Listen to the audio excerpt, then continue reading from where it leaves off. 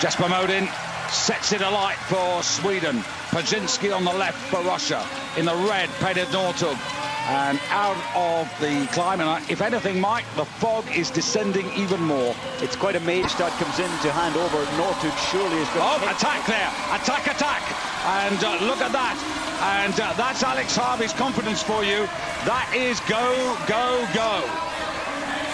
They'll catch him though on this climb up behind the range. Yeah, he's got Jonsson right behind him, and Krukov as well. Paul Turanin also looking to move up there. He might have first run on them up here. But as I say, I think this next rotation, this is where Northug is going to try and get rid of everyone, but Hadestad is struggling. Well, this is very interesting because I can see what Alex Harvey's got in his mind. Kershaw's good, but he's not been great. If he can give him anything, it just might help him to give the hand back to Harvey with a much closer situation. So I can see what he's got in his mind, but you can see Jonsson is hunting and stalking in there. But surely this is where Northug is going to go completely flat out from the handover. This must be what the Norwegians were thinking. Harvey moving up there, and also Finland. That's a very good leg by the Finns. Nusiainen handing over to Järvi, and it has closed up again. Pajinski on the run for the Russians, and you can see he's in the mix there, and on the near side it's Modin, but the man who's gone up front there is Järvi for Finland, and it's Järvi for Finland who leads out on this leg here. Penultimate leg, and driving out there ahead of Modin. Kershaw in third, Pajinski fourth, and then Northug after that. And the gaps are spreading out now, and Järvi, he has got the distance. He came to these championships relatively fresh. He did, very much under-raced partly because of an injury early on in the season. He's going to make this tough up the hill. Järvi on this big hill that they've still to get to, and you see Kershaw. Every rotation he does, he's got better. He has. Pajinski's going to hit this hard, but Järvi has already hit this very hard. He's got them almost sleeping. I thought this would be Northug trying to lead up here. Now, look at that from Järvi. He absolutely accelerated away, based out of Rovaniemi these days, and he has gone. This is after a 15-kilometer race yesterday. Most of those behind did not do the 15-kilometer yesterday.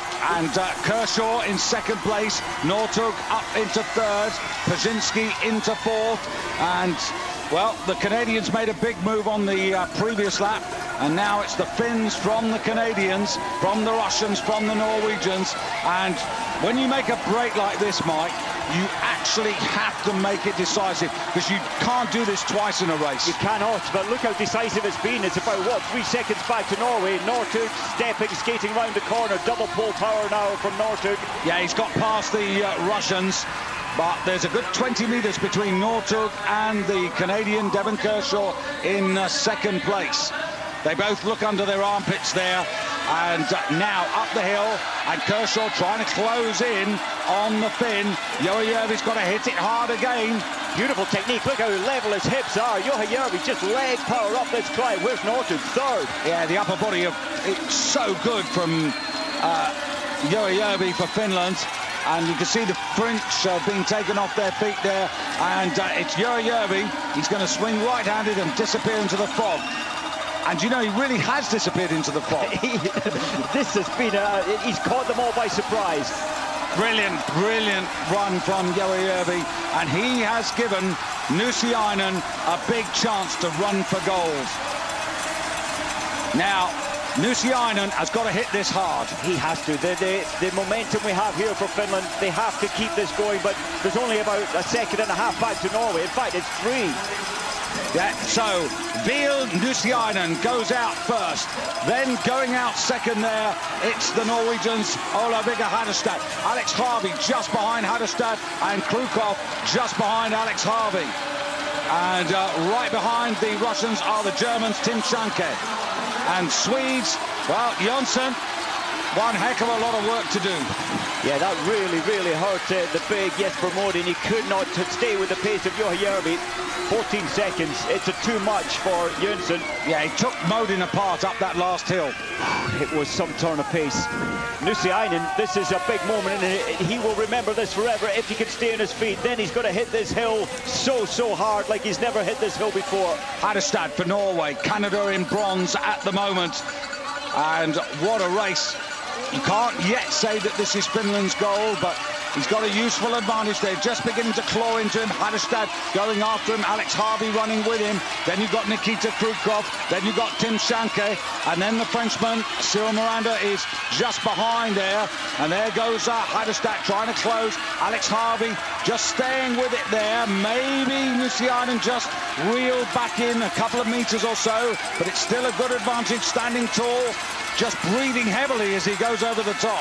Nusiainen almost running up this hill. He's got to feel it in his legs. His 8th position over 15 kilometers yesterday, but has to go on survival now. Right, gets a bit of a chance to get some air into his lungs now as he comes round here.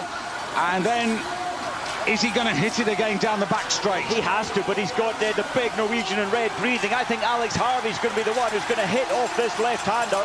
Krukov just behind, then Tim Schanke, and here we go. And they are closing on him now. And it's Hadestad, Harvey in 3rd place for Canada. Krukov for Russia. Look at the glide. It's pretty good from the front 3. It is. Nusiainen still keeping that same distance, but surely it's advantage Hadestad coming into this climb, and Harvey. Yeah, Hadestad, really good glide towards the tail, held it longer, and look at Harvey, goes for that optimum on the, I can't understand why they opened the door for him, but they have, and he's gone on the inside there. Canada, and on the outside it's Norway and Hadestad. Great track craft right across, and the man who's lost out here is Krukov, and it's leading Norway, and then Canada, Germany, and Finland down into 4th place. Germany coming back strong, really coming back into this at the decisive point. Yeah, Germany yet to make that. Oh, and I tell you what there, that was really tight between Tim Schanke and Alex Harvey. Alex Harvey going to the fence now. It's Norway on the far side, Canada, and Alex Harvey, the Quebecois, trying to get Canada's first World Championship gold medal here. Canada on the far side, Norway on the near side. Alex Harvey coming through. Alex Harvey for Canada gets there. Whoa. Gold to Canada, silver to Norway. Russia take the bronze. Well, we said maybe they've got something special. Harvey did do something special.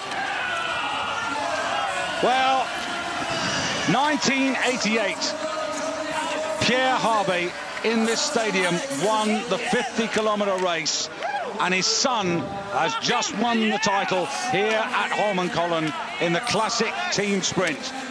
Devon Kershaw and Alex Harvey. Alex Harvey, who showed his sprinting prowess in Drammen 1 week before the championship when he finished 2nd there to Emil Jonsson, and they are the champions. I'm speechless. That was just brilliant. Canada, we saw Harvey playing with a pace on the second last time round. He could feel, he could believe, and he did it. He did the damage in the home straight. Finland, you've got to feel sorry for them, but I think it's 15 kilometers too much yesterday.